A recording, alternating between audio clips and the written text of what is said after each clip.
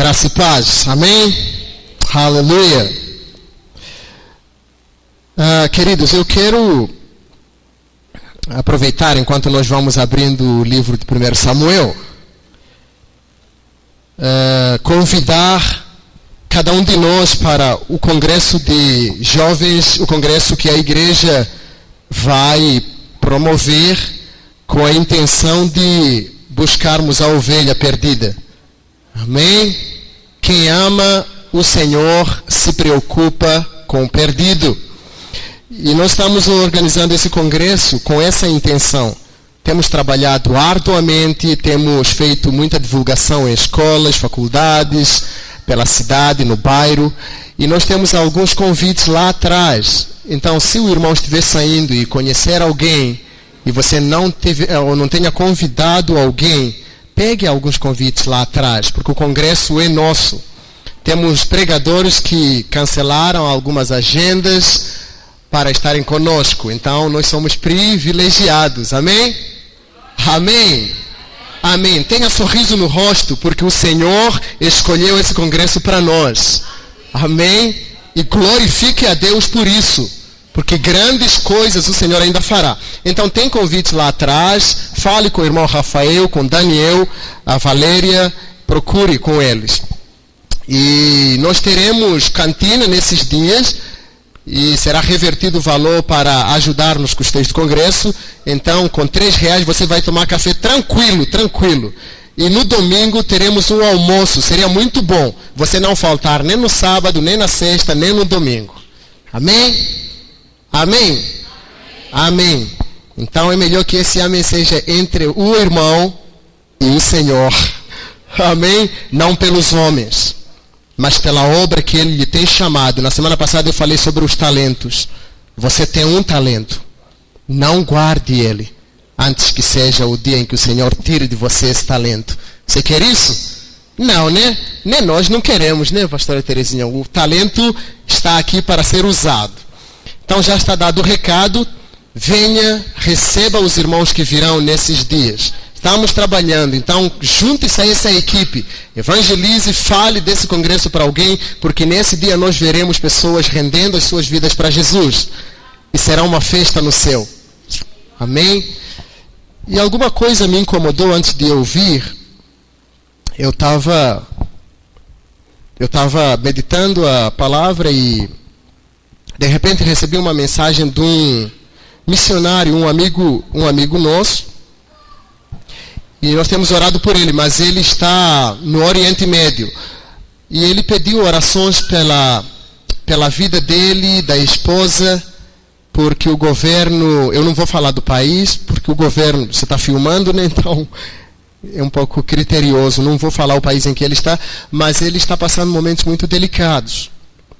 E o governo decretou a volta dele em menos de uma semana. Mas ele ama aquele país. Amém? Nós temos declarado que somos uma igreja que pensa missões, ora missões, vive missões. Então nada melhor do que orarmos por um irmão que está no campo e por outros irmãos que estão sendo perseguidos, igrejas sendo fechadas. Ele faz parte de um país em que igrejas estão sendo queimadas e destruídas. Amém? Então no final nós vamos levantar um clamor por ele em conjunto, mas eu quero que orar por ele junto com a igreja e você vai levantar um clamor por ele. Amém? Não vou falar o nome por questão de identidade também.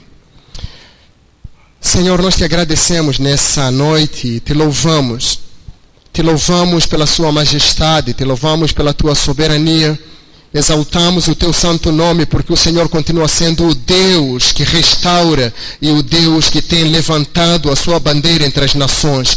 E nós sabemos que o Senhor é Deus e não há outro Deus além de ti, que trabalha para aqueles que em ti esperam. Nessa noite, Pai, nós oramos por esse irmão, por essa família de missionários que estão no campo. Pai, pedimos para que o Senhor intervenha na sua vida. Deus, oramos para que o Senhor faça cumprir o teu plano em sua vida e declaramos nessa nessa noite que o plano do inferno não prevalecerá contra aquelas vidas, oh Deus. Pai, nós oramos e oramos para que a igreja naquele país não seja alvo de grandes catástrofes, oh Deus. Assim como Moisés orou, Pai, que o Senhor possa derramar a tua Shekinah dos altos céus e o Espírito do Senhor possa mover um grande livramento naquela nação. Pai, nós oramos por outros países que estão no Oriente Médio, pedimos para que o Senhor abrace a causa do Evangelho com esses irmãos que foram na linha da frente. E nós, como igreja do Senhor, oramos para que o Senhor lhes guarde, Espírito Santo lhes dê coragem de eles permanecerem. Deus, que o Senhor não permita que eles olhem para trás, porque a tua palavra diz que aquele que olhar para trás não será digno de ser chamado teu servo. E nessa noite nós pedimos o livramento do Senhor. Livre a tua igreja do Oriente Médio, aquela região da janela 10x40, Senhor, uma região em que o Evangelho não consegue entrar. Pai, nós pedimos isso em nome de Jesus e oramos agradecendo pelo livramento e pelo que o Senhor vai fazer em nome de Jesus. Amém e amém. Amém. Isaías 53 diz que ele verá o penoso trabalho e nós nos alegraremos. Amém. Abra 1 Samuel. Nós vamos meditar. 1 Samuel.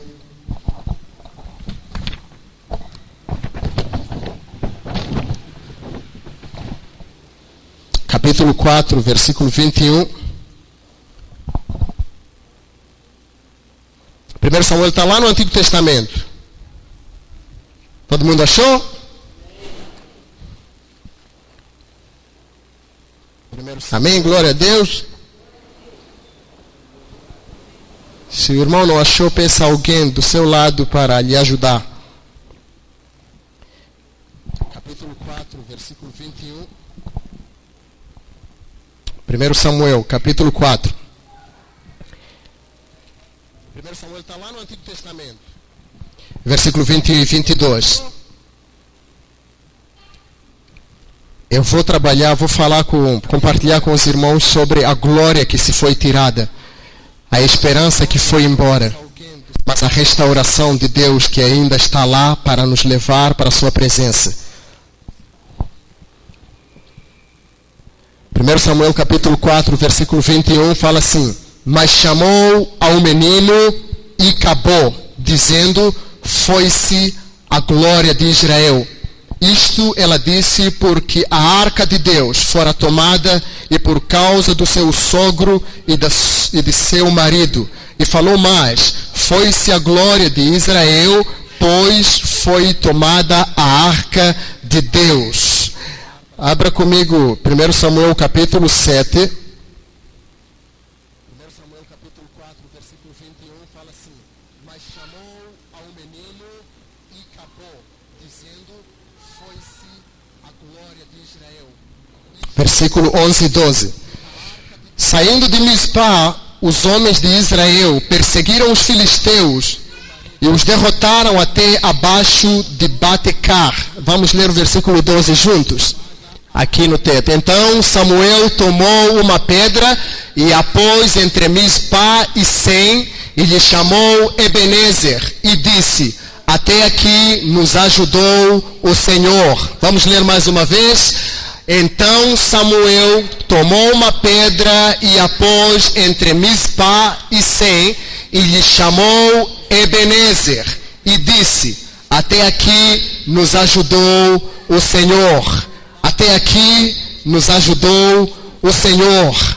A glória de Deus que foi tirada e a restauração da glória de Deus que foi dada ao povo. Essa é a palavra que eu tenho para você, para essa noite. E Deus certamente abrirá o teu entendimento para que entenda. Pode sentar, querido. E acabou. Acabou. Parece acabou, não é? Esse nome acabou parece acabou, mas é simplesmente uma coincidência fonética. O nome desse sujeito acabou é um nome que eu não gostaria que ninguém tivesse no seu dicionário. É um nome que talvez nenhum cristão devia pronunciar quando se trata em caminhar com Deus e confiar em Deus em cada minuto da sua vida. O nome Icabod significa foi-se a glória de Deus. Quando nós paramos para olhar a história de Israel, é uma história de um Deus apaixonado por um povo, e esse Deus, ele faz de tudo para permanecer com aquele povo com quem firmou uma aliança. Gênesis capítulo 12, nós encontramos a aliança estabelecida por Deus através de Abraão, quando Abraão saiu da sua parentela. E Deus fala para Abraão: Abraão, eu te levarei para uma nação e tu serás pai das nações. Abraão, ele leva a aliança de Deus no seu coração, e a aliança de Deus para Abraão era tudo o que ele tinha. Abraão já tinha tido experiência com outros deuses, Abraão já tinha tido experiências com outras realidades religiosas, Abraão já tinha tido deuses em seus aposentos. A Bíblia não narra, mas alguns fatos mostram que Abraão era um homem que tinha ídolos em sua vida, mas quando ele se encontrou com Deus, ele teve a iniciativa de seguir um Deus que não conhecia fisicamente, não era representado por nenhuma imagem, mas é um Deus que se revelava com amor e graça. Então, quando nós olhamos para Icabod, Icabod é um nome que mostra frustração, decepção, agonia, angústia. Tudo quanto é nome ruim é Icabod. Tudo quanto é nome que elimina a nossa esperança é Icabod. E nós olhamos a trajetória desse povo que teve uma aliança estabelecida com Deus, uma trajetória feita de altos e baixos. Mas nem com isso Deus olha para esse povo de altos e baixos. Deus olha para esse povo como um povo escolhido a dedo, e que deu origem ao povo judeu. Os nossos irmãos ancestrais, judeus, israelitas, que é a fonte do cristianismo. Mas esse Deus, na sua aliança, existem princípios, existem valores estabelecidos. Deus, ele não exige, mas pelo menos ele gostaria que houvesse uma consideração da aliança, porque a aliança é pacto. E em culturas antigas, para se firmar uma aliança, um sangue tinha que ser derramado. Entre dois indivíduos, para firmar uma aliança de amizade, o sangue tinha que ser derramado. Alguns cortavam o dedo e derramavam o sangue e firmavam a sua aliança. Então, em reinos, eles firmavam a aliança entre reis. Os reis, eles declaravam uma aliança, cortavam uma parte do organismo, mas o sangue tinha que ser derramado. Isso mostra que a aliança significa vida. A aliança mostra-nos o valor da vida. Talvez nós não entendemos como uma aliança pode ser tão valorosa, tão importante e tão preciosa para a nossa vida, porque nós concebemos a aliança segundo valores ocidentais, movidos por rupturas, movidos por relativismos, movidos por conceitos estabelecidos por homem, e esse relativismo faz-me passar por alguns valores ou atalhos em que eu não olho a aliança como ela devia ser. E eu gosto de pensar na aliança como um casal, quando eles firmam. Nós vimos geralmente o que acontece. Eles dizem: não, você promete amar a sua esposa. E ele fala assim: sim, eu prometo amar ela na riqueza, na pobreza, na dor, na doença, na saúde, na fartura, na abundância, assim como na escassez, até que a morte nos separe, né? Mas essa aliança, quando chega em algum momento, ela é tomada como grande valor, mas os testes da aliança devem aparecer porque trata de relacionamentos. Os relacionamentos não são meramente valores humanos. Relacionamentos foram estabelecidos por Deus. E Deus, de tal maneira que Ele quis se relacionar com o homem, Ele nunca precisou de homem para coisa alguma, porque Ele é Senhor. Ele mostrou na iniciativa de buscar o homem como parceiro. Talvez nossos valores de aliança venham desse conceito de Deus buscar no homem parceria. Quem se acha parceiro de Deus? Eu me acho. Eu me acho parceiro de Deus. Quando nós olhamos para um Deus, não o Deus que se revela através de nossos conceitos humanos, mas o Deus soberano que os hebreus chamam de Yahvé, o Senhor Criador, Elohim, aquele que criou todas as coisas desde o princípio, nós olhamos o Senhor que estabelece um padrão de vida e de relacionamento mediante uma aliança. Mas Deus, nessa aliança, Ele não exige, Ele gostaria da reciprocidade humana. O homem muitas vezes é tão egoísta, talvez por causa da queda. A queda trouxe no ser humano esse sentimento de orgulho, de independência de Deus e, consequentemente, a rebelião contra Deus, o que denominamos pecado. Mas esse homem, ao mesmo tempo, precisa de Deus, busca Deus de forma incansável. Usa vários artifícios para encontrar Deus. Só que o único artifício para se encontrar com Deus é a aliança firmada. E uma aliança firmada é inquebrável. Mas esse povo, no seu caminhar, na sua progressão, talvez em querer conhecer Deus, eles foram recebendo notícias sobre Deus ou informações sobre Deus de forma oral. Eles receberam de Abraão, e Abraão passa para Isaac, Isaac passa para Jacó, e as gerações vão se multiplicando. Eles vão falando que houve um Deus que se revelou ao nosso antepassado, e ele falou que ele firmou uma aliança eterna. E essa aliança eterna, ela não devia ser revogável, e não pode ser revogável. Nessa aliança, nós encontramos o povo de Deus, escolhido a dedo, que nunca mereceu a aliança de Deus, por vários fatores ou motivos, mas mesmo assim, Deus o ama com amor incondicional, tanto que ele fala que as misericórdias dele, elas durariam para sempre, por causa da aliança firmada. Vejam o valor da aliança, queridos. A aliança, ela tem valor.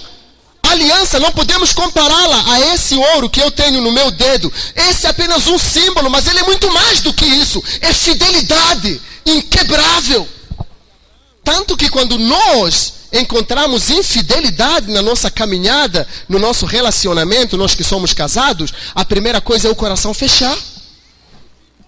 Não é? O nosso coração fecha.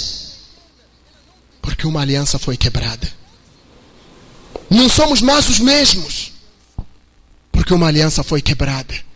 Não temos o prazer de encontrarmos com a pessoa com quem firmamos a aliança. Porque ela foi quebrada. Principalmente por causa da infidelidade. E essa infidelidade pior quando se trata então da prostituição dentro desse casamento.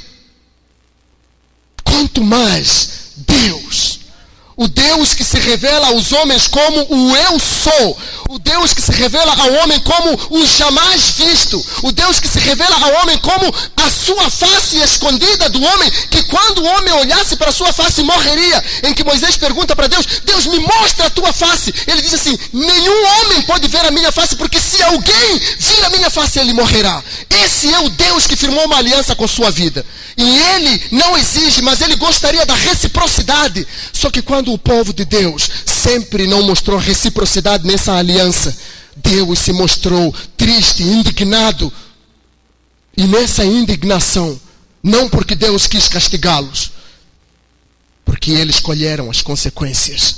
Romanos 6:23 diz que o salário do pecado é a morte. O salário da desobediência é a morte. O salário da falta de compromisso com a aliança é a morte. Quantas vezes nós em nossos casamentos encontramos mortes todos os dias? Em nossas casas encontramos morte todos os dias, porque não existe aliança firmada, ou se existe aliança firmada, um dos lados não consegue fidelizar essa aliança.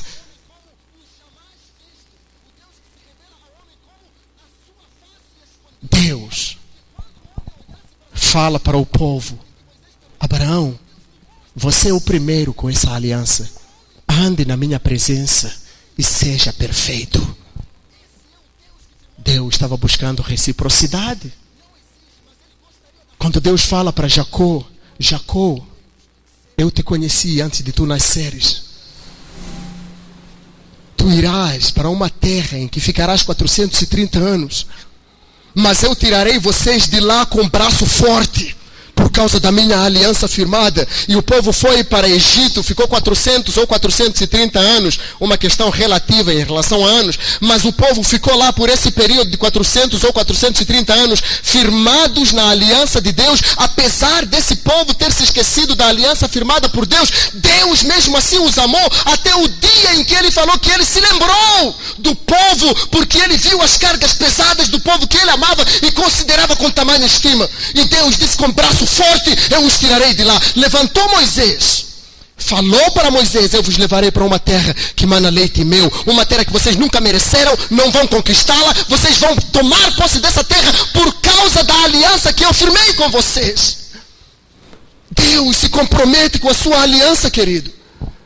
E esse Deus, ele não se compromete apenas, ele tem o pleno controle da aliança. Nós é que não temos o controle. E muitas vezes, querido, com nossos ídolos, nossos deuses, aqueles deuses que nós colocamos no fundo do coração em primeiro lugar, eles nos eliminam a aliança que nós tínhamos com Deus.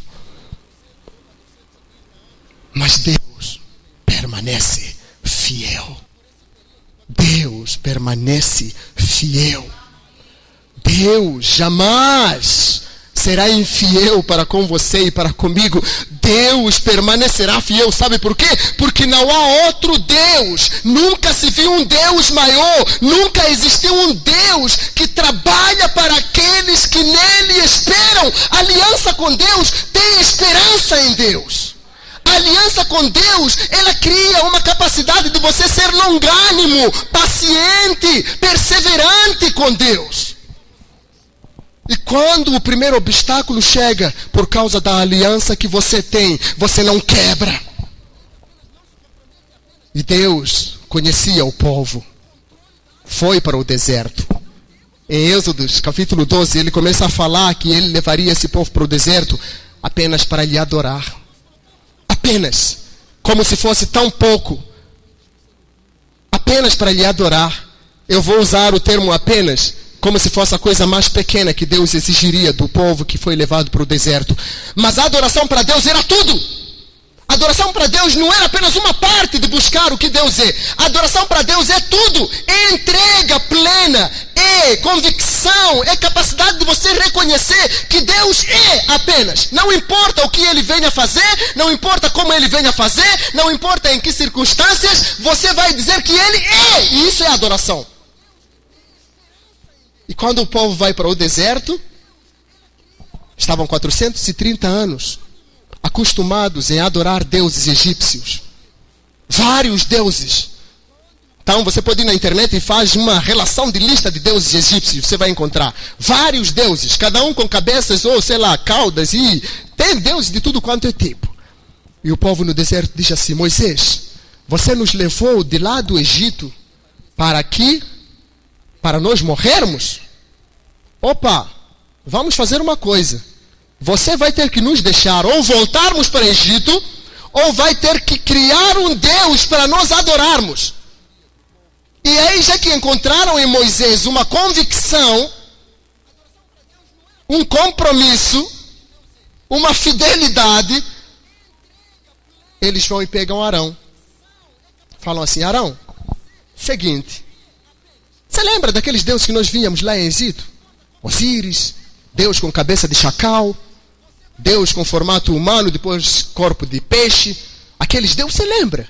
Então nós trazemos ouro, temos prata, temos tudo no nosso bolso ou em nossas sacolas de viagem.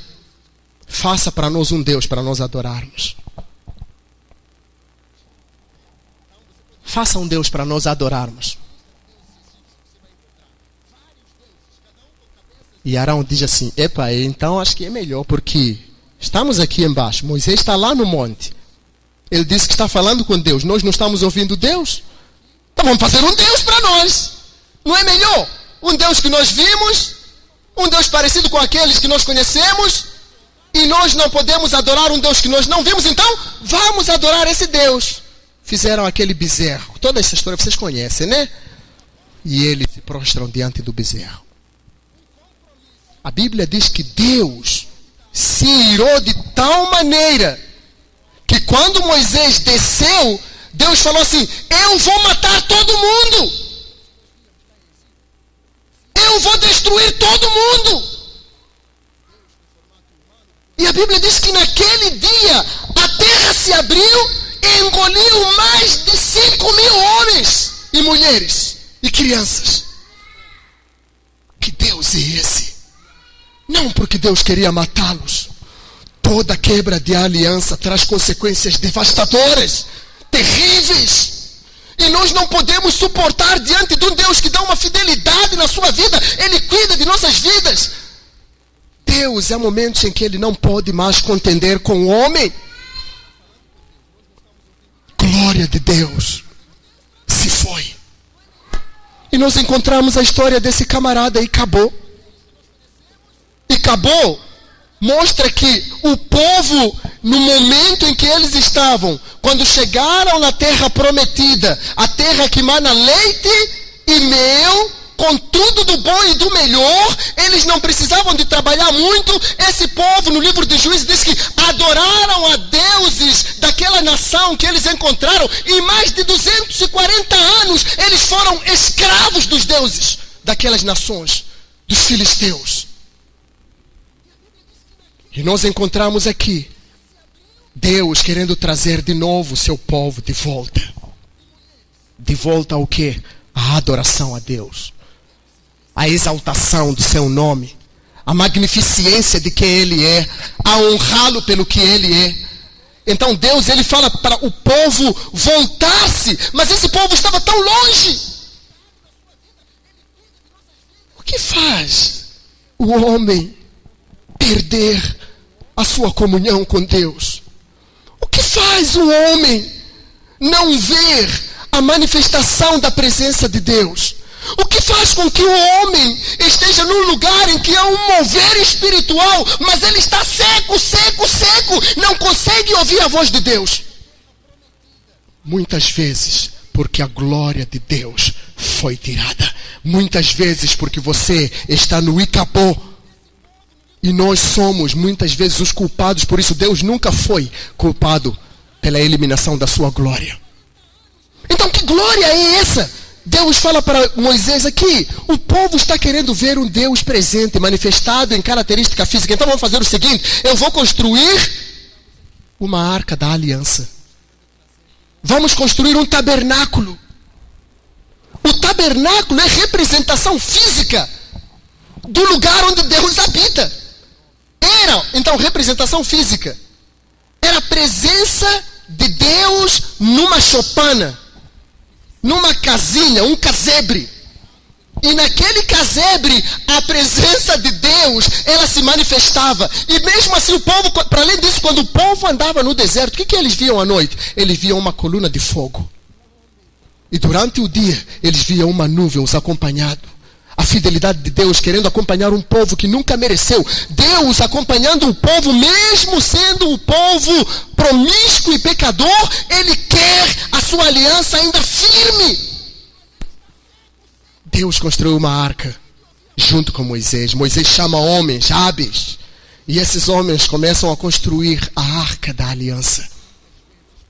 E Deus diz assim: eles verão que eu me faço presente através da arca. Seria tão bom, né? Se nós tivéssemos sempre aquelas arcas do nosso lado, e quando a arca eu tocasse, eu saberia que Deus está lá. Acho que seria muito melhor do que eu ficar falando com o vento, entre aspas. Ah, Deus, Senhor não me ouve, mas cadê Deus? O salmista fala que os homens me perguntam: onde está o teu Deus? Não é verdade? Seria muito fácil. Então, a arca da aliança foi estabelecida. E lá dentro da arca, Deus coloca 3 elementos.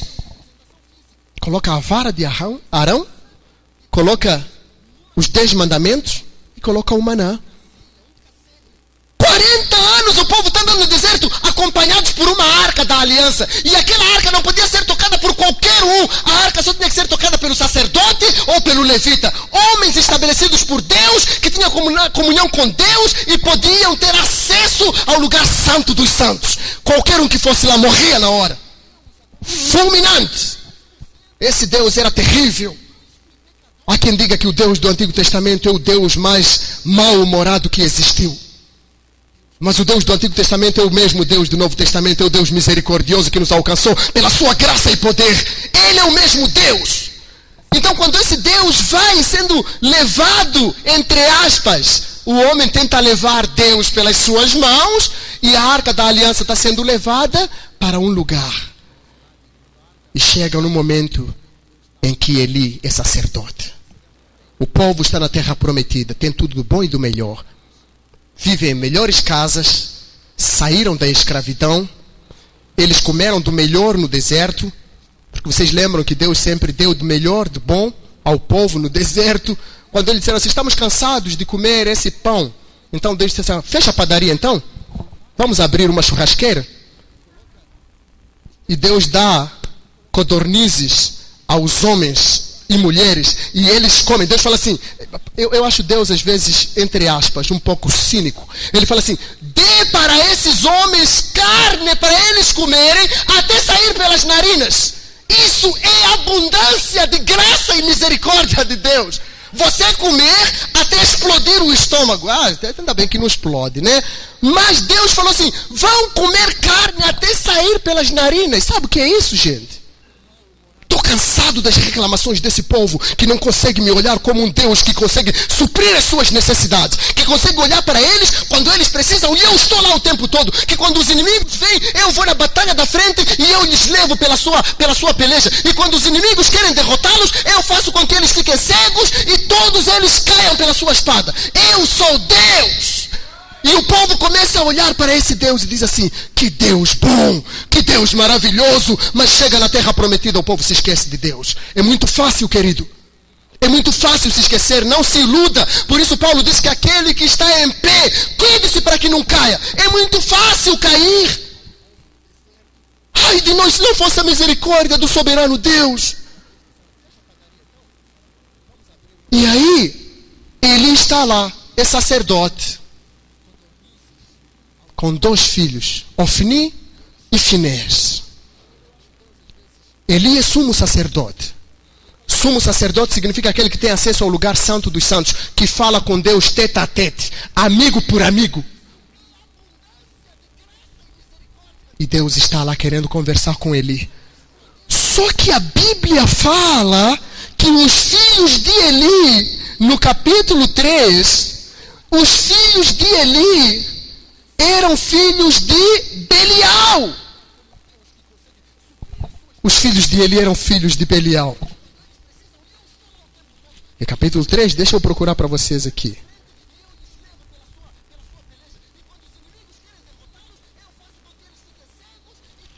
Capítulo 2. Capítulo 2, versículo 12. Os filhos de Eli... Não, eram porém os filhos de Eli, filhos de Belial. Filhos de um que são filhos do outro. Parece redundante, não parece? Eles eram filhos de Eli, mas eram filhos de Belial. Belial na Bíblia quer dizer um homem perverso, maldoso, mau caráter, que tem prazer na morte. Quem é ele?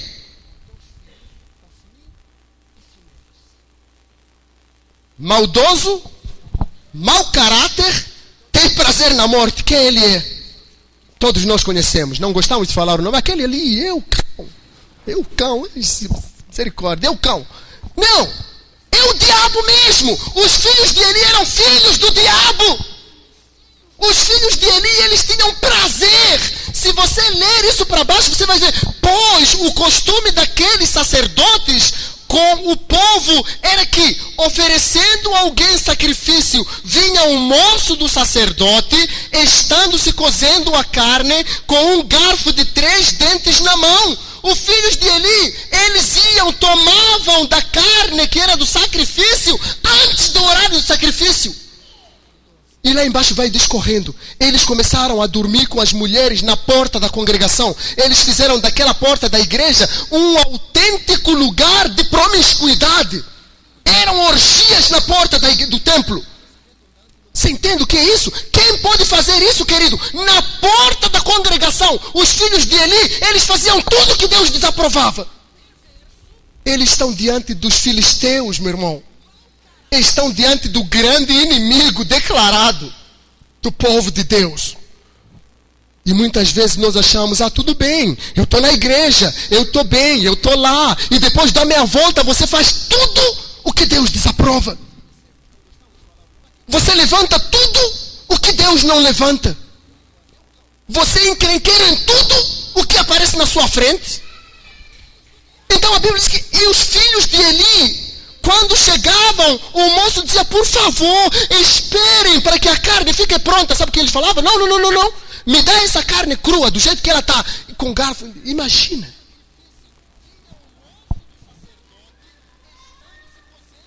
Perversos. Maldosos. Tem prazer na morte.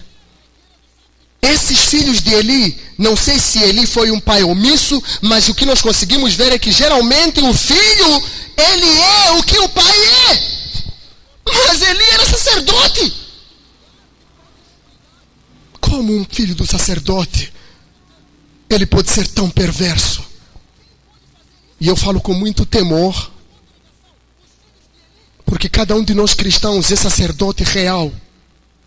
É sacerdote real. Cada um de você é sacerdote real. Isso mostra que na sua família, querido, a responsabilidade do cuidado, de instrução da lei de Deus é sua. A responsabilidade de incutir os ensinamentos, como Eclesiastes fala, que você tem que ensinar os teus caminhos, o seu filho, nos seus caminhos, nos caminhos do Senhor. A responsabilidade é sua. Ensine. Provérbio fala, a criança no caminho que ele tem que andar, para que quando ele crescer, não se desvie dele. A responsabilidade, querido, é tão grande de estabelecer uma aliança eterna com Deus em nossa casa e dali na igreja, quando nós formos, vai ser tudo uma beleza.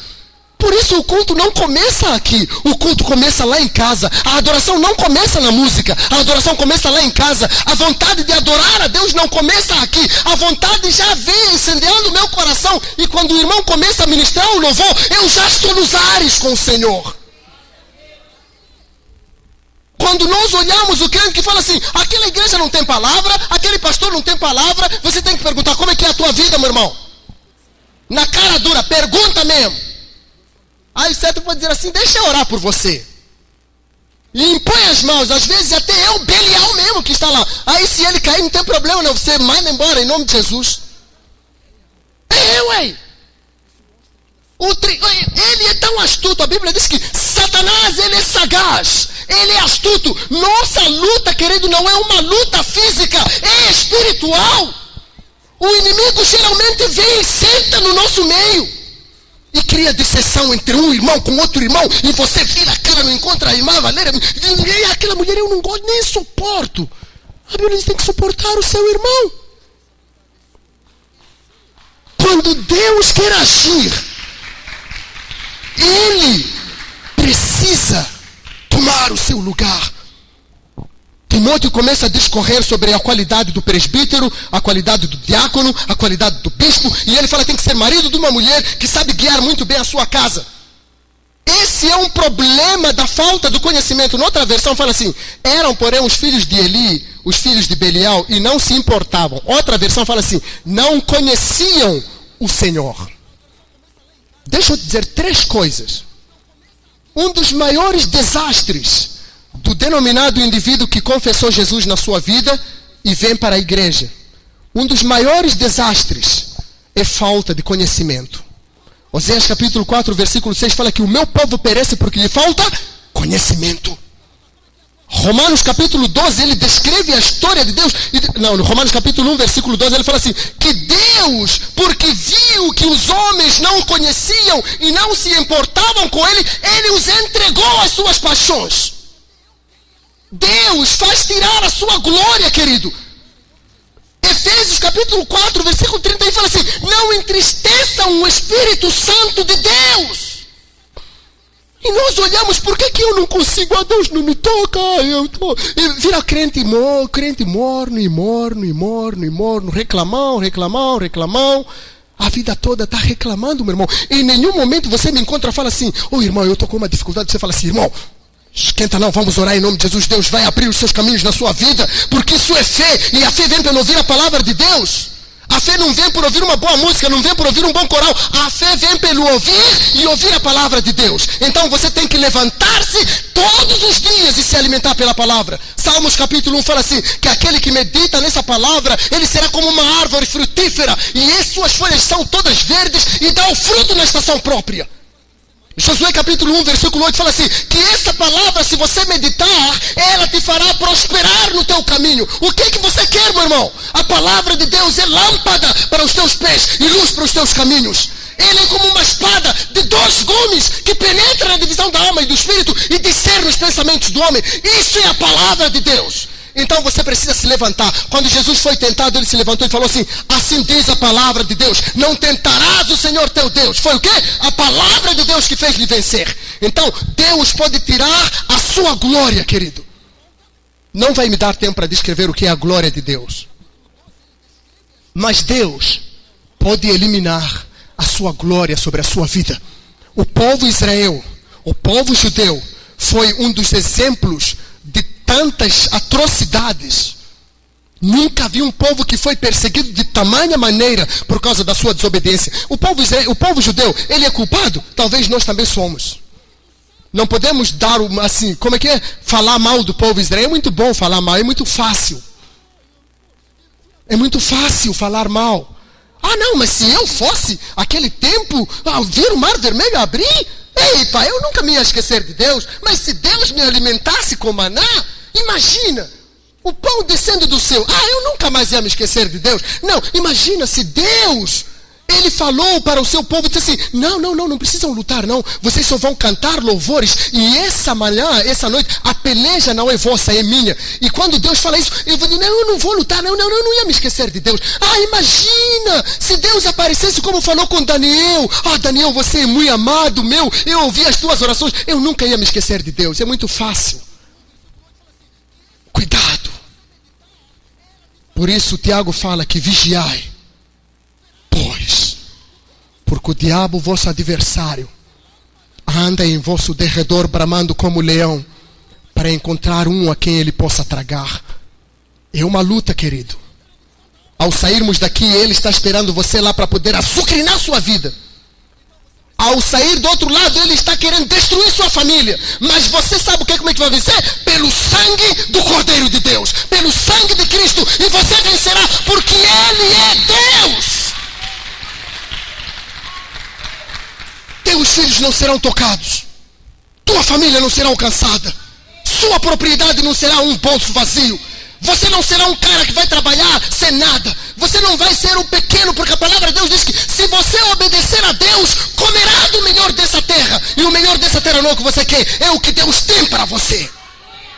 Então Deus está ungindo, Deus está trabalhando, mas não permita que a glória de Deus se torne um Icabô. Icabô foi-se a glória de Deus. Eli, quando ouviu a notícia de que a arca foi levada embora, ele ficou na sua cadeira esperando por notícia. Sacerdote de Deus, serviu ao Senhor mais de 40 anos. Estava lá ouvindo a voz de Deus. Mas ele chegou um momento em que, quando a notícia chegou, disseram: Senhor, a arca foi levada, a presença de Deus foi embora, os soldados israelitas foram destruídos. Ele caiu e ele quebrou o pescoço e morreu. Não permita que isso aconteça na sua vida, porque o Senhor, Ele é teu Deus que te sustenta. Não permita. A Bíblia diz que você tem autoridade que lhe foi dada pelo Senhor. Você expulsará demônios, você pisará serpentes, você fará com que o doente levante, e você tem autoridade pela fé do nome de Jesus. Ele é o único Deus que restaura, e está em você, não está no pastor. Tanto que o pastor, ele foi vencido pelo Belial. Tanto que o pastor, no seu momento, a sua glória foi tirada. Tanto que o pastor, pelo seu momento em que ele estava, a glória de Deus foi levada. Os filisteus levaram a arca, e quando eles levaram a presença de Deus, a nação Israel ficou em prantos, em lágrimas, e jejuaram, mas Deus não se fez presente, até que levantou um profeta, Samuel. E quando Samuel levantou-se, Deus tinha um plano com o seu povo ainda.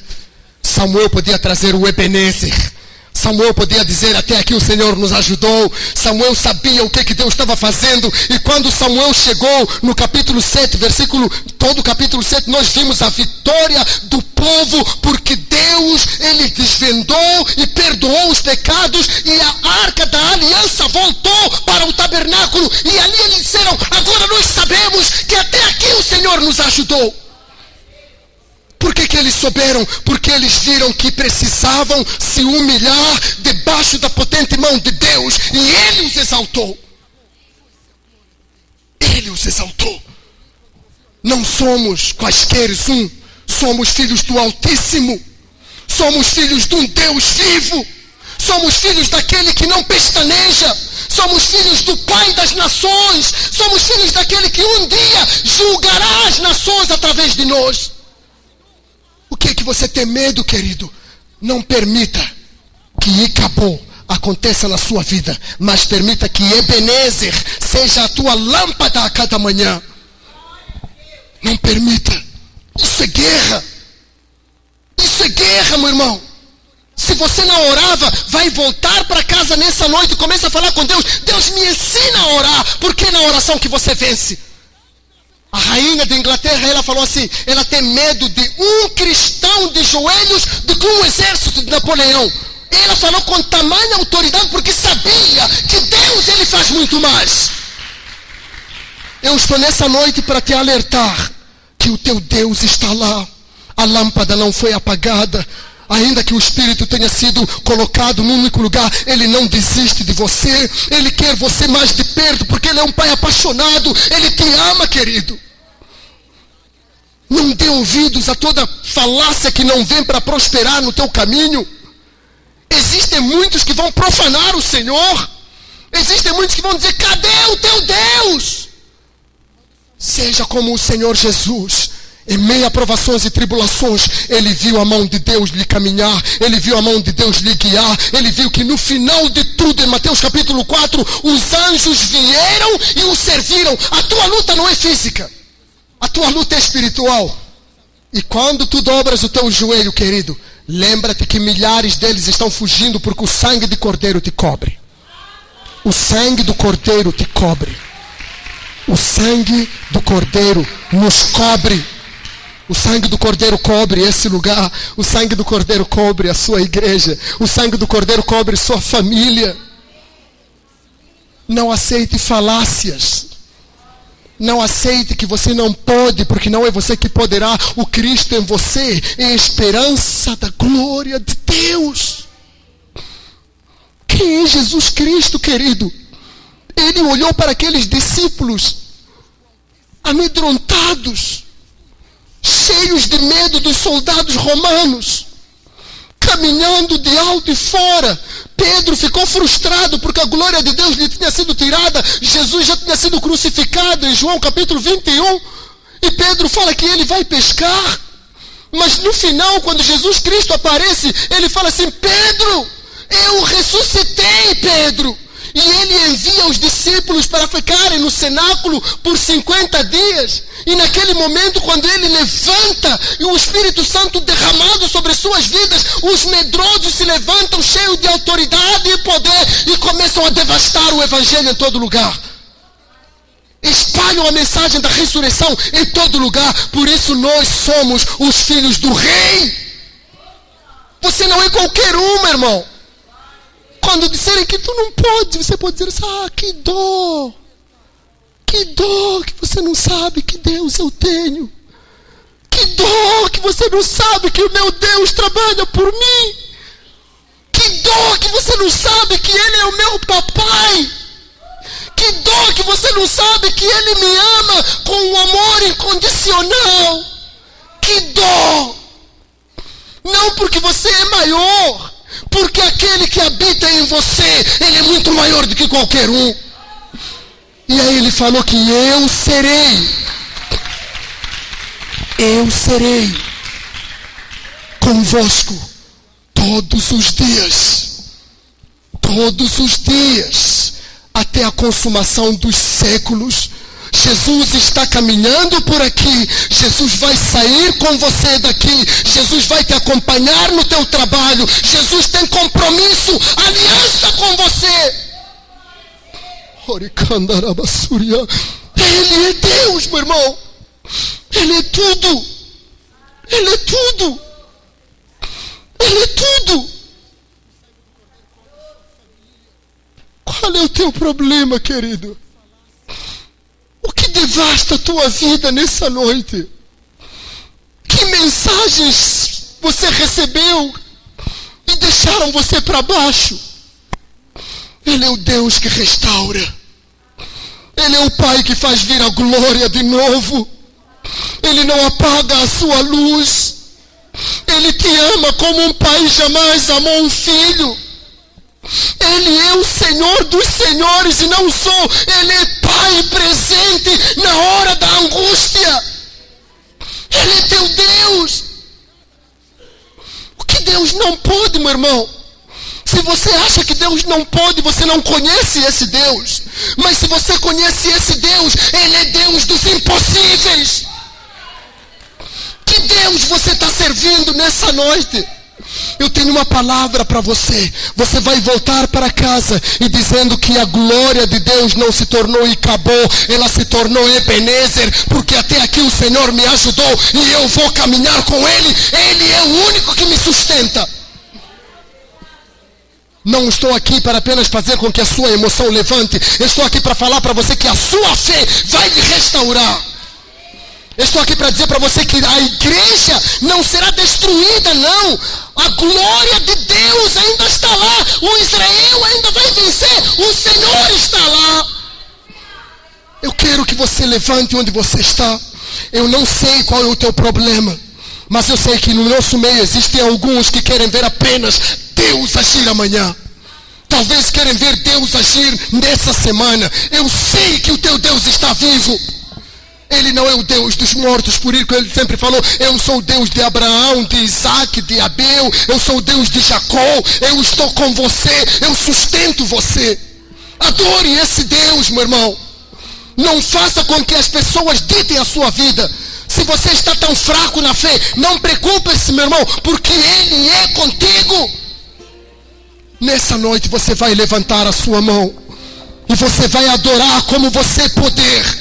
Você vai repetir essa música pelo menos um pouco, mas vai adorar pelo que Ele é. Não vai pedi-lo nada. Por favor, não vai pedi-lo nada. Que Deus você está adorando? Adore ao Senhor. Adore Ele. Adore porque Ele está aqui. Adore porque Ele não te abandonou, meu irmão. Ele é digno. Que foi morto. Aleluia. Santo, santo Ele é. Aleluia.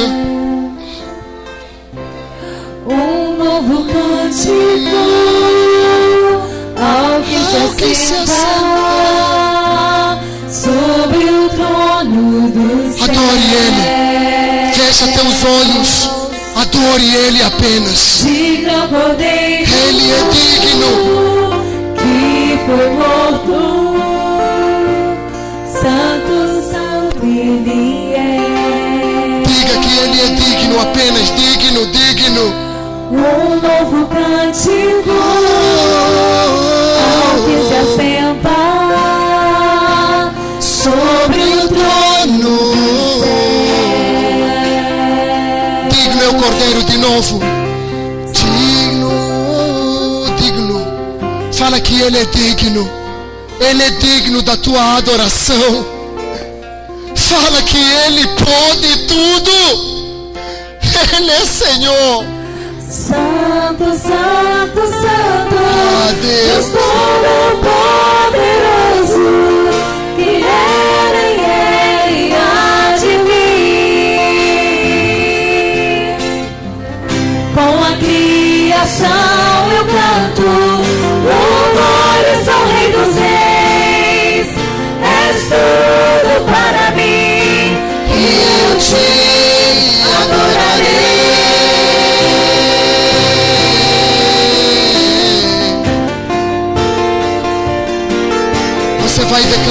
em adoração. Adore Ele, adore Ele.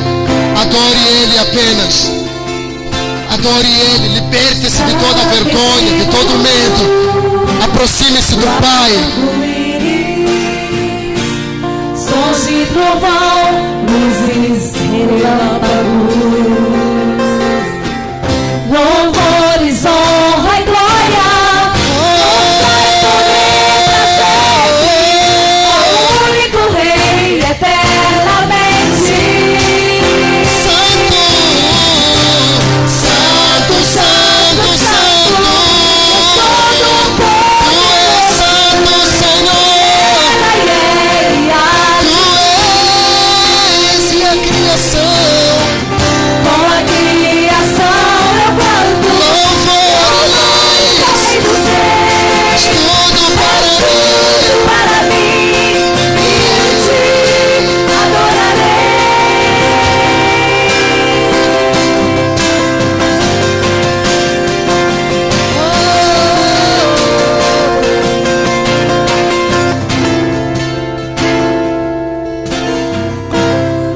Maravilhado, saciado, eu fico ao ouvir teu nome. Aleluia. Maravilhado, Extasiado, eu fico ao ouvir teu nome. Jesus, Jesus, teu nome é força, é poder, luz e vida.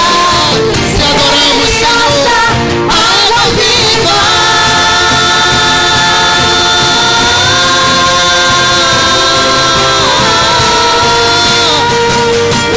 Te adoramos, Senhor.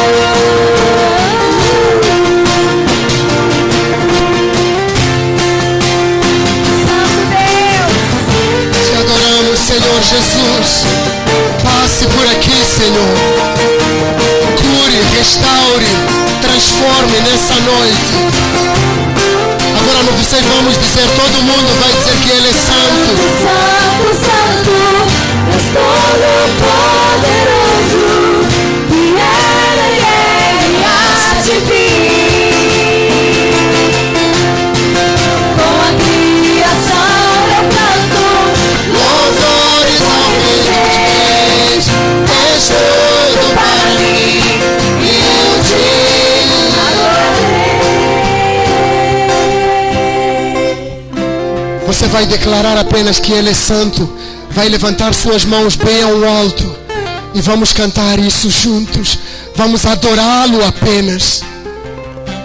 Santo, Santo, Santo, Deus Todo-Poderoso, que era e há de vir.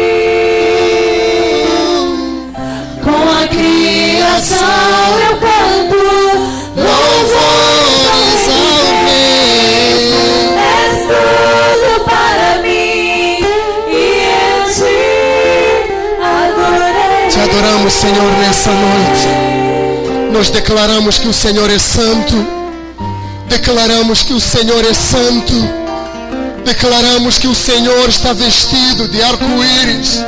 Declaramos que o Senhor é santo, santo, santo, santo é o Senhor dos exércitos. Santo é o Senhor que está no nosso meio. Santo é o Senhor que vence as batalhas. O Senhor é santo, santo, santo é o Senhor. Revista a tua igreja da tua adoração. O Senhor é santo. Seja adorado, Senhor, nessa noite. É santo, o Senhor é santo. O Senhor é santo. Santo,